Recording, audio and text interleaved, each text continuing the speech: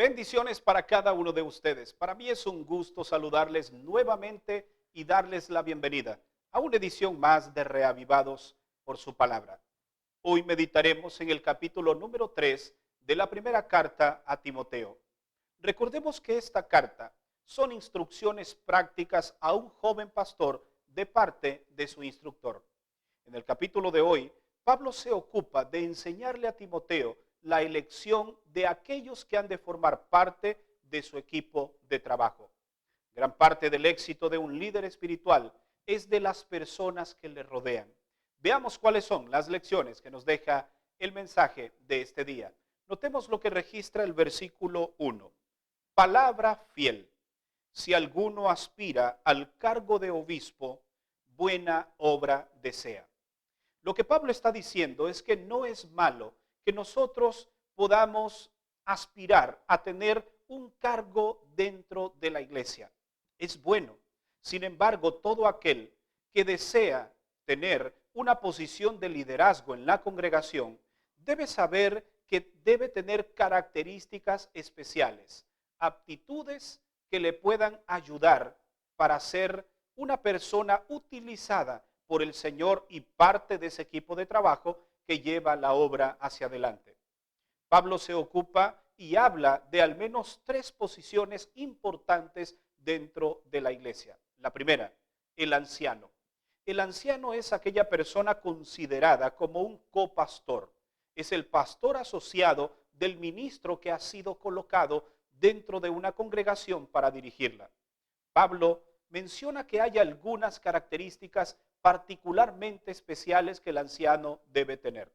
Si notamos lo que mencionan los versos 2 al 7, encontraremos varias características. Entre ellas, debe ser alguien irreprensible.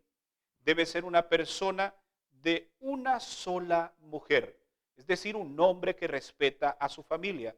Debe ser también un hombre apto para enseñar, que pueda tener conocimiento. La Biblia llama que no debe ser un neófito, sino debe ser capaz de defender la doctrina y enseñar e instruir a la iglesia.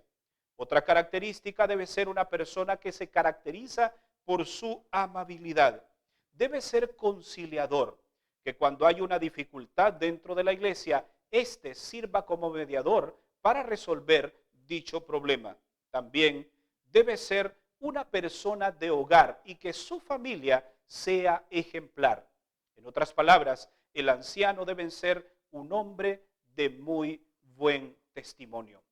Es importante que todos aquellos que hoy ostentan este cargo dentro de la iglesia, sea un hombre o sea una mujer, debe tener características que lo hagan digno del llamado que el Señor le ha hecho.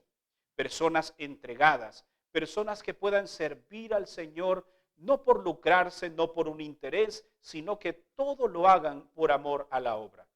Una segunda posición que Pablo establece es la de los diáconos. El diácono es aquel miembro que está para servir y ayudar a que las cosas sean más fáciles dentro de la iglesia. Debe estar dispuesto a dar más de lo que da por amor al Señor y por amor a los hermanos. Estos también deben tener características especiales. Por ejemplo, Pablo menciona que debe ser una persona que no sea codicioso a ganancias deshonestas. Debe ser una persona que no tenga doble ánimo, una persona íntegra, que sea una persona transparente en todo tiempo y en todo momento. Otra característica es que debe tener limpia conciencia. Y algo muy importante es que menciona el versículo 10 que antes estos deben ser probados. Es decir, que todo cargo dentro de la iglesia debe tener un periodo de tiempo dentro del cual pueda dar evidencias del llamado que Dios le ha hecho para esa posición. También el diácono, dice Pablo, debe ser una persona de hogar, una persona que pueda tener una familia bien establecida y que ésta también pueda ser un ejemplo para la congregación. Pablo también se ocupa de hablar de las diaconisas. Son aquellas mujeres cuya función es también servir al Señor y servir a la hermandad y en todas las ceremonias que hay dentro de la iglesia, las diaconisas y los diáconos juegan un papel importante. Algunas características que menciona Pablo con relación a las diaconisas, dice que deben ser mujeres dignas, deben ser mujeres no calumniadoras, deben ser personas sobrias y fieles en todo. Podemos ver entonces que Pablo le dice al joven Timoteo, ocúpate de elegir bien a las personas, no te apresures, ora para que el Señor te indique cuáles son las personas que deben ocupar esas posiciones. Y eso es lo que hacemos nosotros cada vez que debemos elegir nuevas autoridades en la iglesia. Mucha oración para que Dios sea el que dirija todo el proceso. Quiero finalizar en esta hora preguntándote, ¿cuál es la posición que tú ocupas dentro de la iglesia? Cualquiera que sea el cargo de liderazgo que tengas, debes tener un espíritu de servicio, de abnegación, de amor, de colaboración, de unidad, de respeto a las autoridades de la iglesia. Es importante que el día que el Señor venga y pida cuentas de lo que hiciste, puedas ser un siervo o una sierva aprobada. Pablo escribe finalmente en los versos 14 y 15, te escribo con la esperanza de ir pronto a verte. Y si tardo, para que sepas cómo conducirte en la casa de Dios, que es la iglesia del Dios vivo, columna y baluarte de la verdad. Podemos ver entonces que esta carta se constituye en consejos prácticos para Timoteo, el pastor de esta iglesia.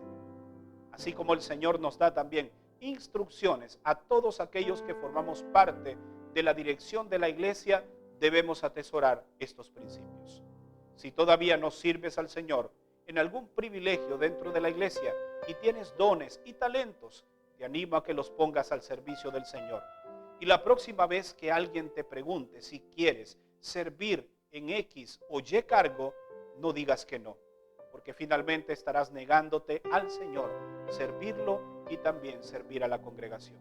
Me gustaría orar por ti que eres líder en este momento, para que Dios te dé la sabiduría para saber conducirte y poder representarlo dignamente donde quiera que estés y servir a la iglesia de la mejor manera. Oremos.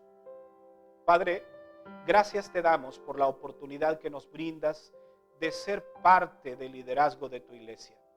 Ayúdanos, por favor, a ser fieles, a ser honestos, a ser íntegros, y que estas características que hemos mencionado aquí en este capítulo de hoy puedan servirnos como directrices, como dirección, como una brújula para hacer las cosas de la mejor manera para gloria de tu nombre. Bendice el liderazgo de nuestra iglesia y por favor ayúdanos a siempre dar lo mejor de nosotros y un poco más. En el nombre de Jesús oramos. Amén. Gracias por habernos acompañado en la meditación de este día. Recuerda que mañana estaremos nuevamente aquí para una edición más de Reavivados por su palabra. Que Dios te bendiga.